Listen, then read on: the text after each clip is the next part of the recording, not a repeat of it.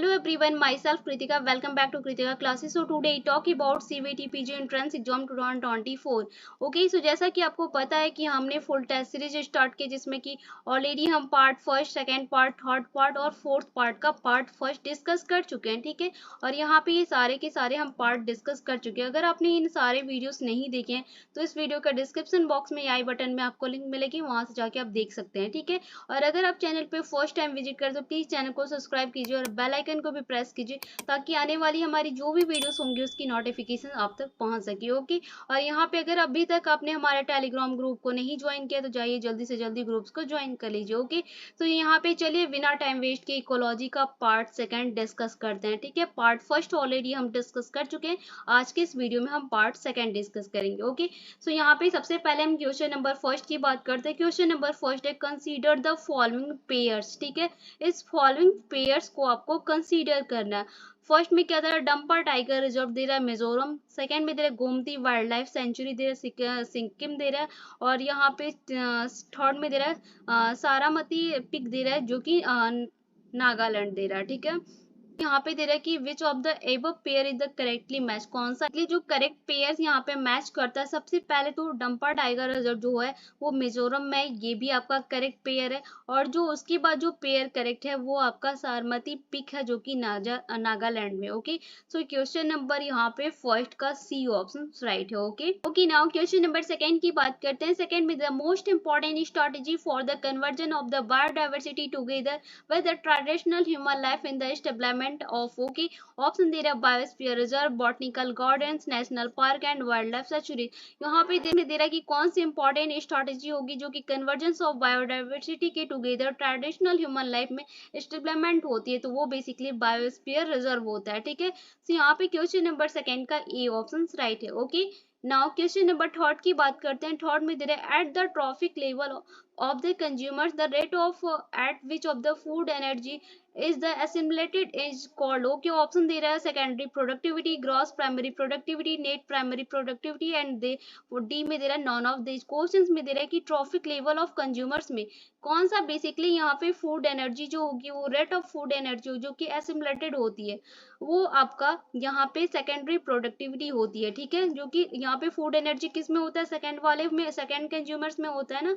तो ये बेसिकली यहाँ पे क्वेश्चन नंबर थर्ड का ए ऑप्शन राइट है। Okay, now question number four है net primary productivity the subtract from the gross primary productivity. Okay, option दे रहा है that which of the consume by the herbivorous, second में दे रहा है that which of the consume by the producer in the metabolism, third में दे रहा है सेकेंडरी प्रोडक्टिविटी एंड डी में दे रहा है loss due to the mortality, ठीक है। क्वेश्चन में दे रहा है कि ग्रॉस प्राइमरी प्रोडक्टिविटी में कौन सा नेट प्राइमरी प्रोडक्टिविटी होगा जो कि सबट्रैक्ट होता है, तो वो आपका यहाँ पे that which of the consume by the producer in the metabolism होता है। Okay, so question number four का बी ऑप्शन राइट है। ओके, नंबर फाइव है in a natural ecosystem which pyramid can never be inverted. Okay, option दे रहा है pyramid of the numbers, second में दे रहा है पिरामिड ऑफ एनर्जी, थर्ड में दे रहा है पिरामिड ऑफ बायोमास और डी में दे रहा है all can be inverted. Okay, option दे रहा है कि नेचुरल इकोसिस्टम में कौन सी पिरामिड जो होती है वो कैन बी इन्वर्टेड होती है, ठीक है। यहाँ पे दे रहा है कि वो बेसिकली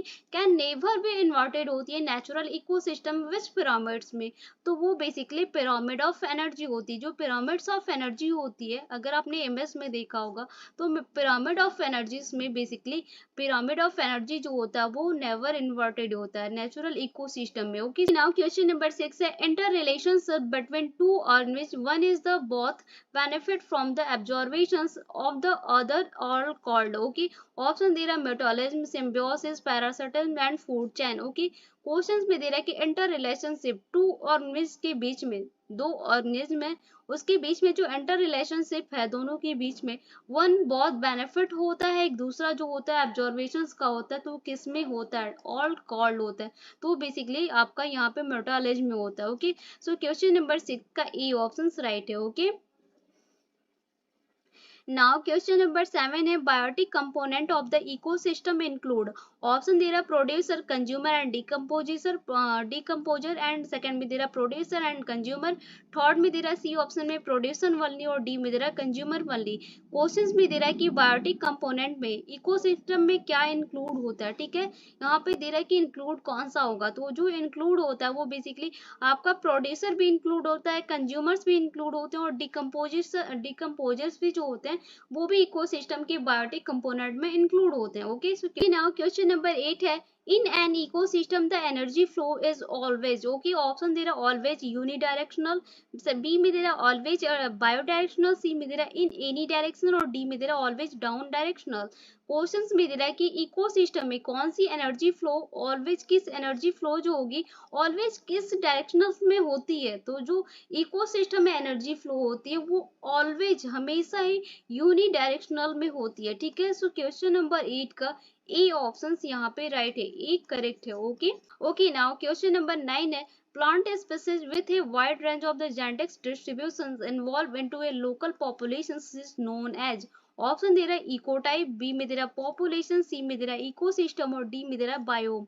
यहाँ पे क्वेश्चंस में दे रहा है कि जेनेटिक्स डिस्ट्रीब्यूशंस में कौन सा लोकल पॉपुलेशन जो होगा वो बेसिकली इन्वॉल्व होता है इसकी वाइड रेंज और प्लांट स्पीसीज की वाइड रेंज में। ओके, जो कि बेसिकली यहाँ पे लोकल पॉपुलेशंस में नोन एज होता है। तो जो नोन एज होता है वो इकोटाइप, जो इकोटाइप होते हैं, जो यहाँ पे इकोटाइप होते हैं वो बेसिकली इस पॉपुलेशंस में इन्वॉल्व होते हैं जेनेटिक्स डिस्ट्रीब्यूशंस में। ओके, सो क्वेश्चन नंबर 9 का ए ऑप्शन राइट है। ओके, नाउ क्वेश्चन नंबर 10 है the pyramid of energy is always a bright star that. Okay, यहाँ पे ये 4 ऑप्शन दे रहा है, तो यहाँ पे क्वेश्चन नंबर 10 का आंसर क्या होगा आप मुझे कमेंट सेक्शन में देंगे। या अभी तक हमने जितने भी पार्ट डिस्कस किए हैं, फर्स्ट पार्ट हमने सेल बायो डिस्कस किया है, सेकेंड पार्ट हमने बायोकेमिस्ट्री डिस्कस किया और थर्ड पार्ट हमने मॉलिक्यूलर बायो डिस्कस किया है और यहाँ पे हमने फोर्थ पार्ट इकोलॉजी डिस्कस किया है। इकोलॉजी का हम फर्स्ट पार्ट डिस्कस कर चुके हैं, यहाँ पे आज ये सेकेंड पार्ट है। और मॉलिक्यूलर सेल बायो का हम ऑलरेडी 6 पार्ट डिस्कस कर चुके हैं, बायोकेमिस्ट्री का सेकेंड पार्ट डिस्कस कर चुके हैं और मॉलिक्यूलर बायो का भी हम सेकेंड पार्ट डिस्कस कर चुके हैं।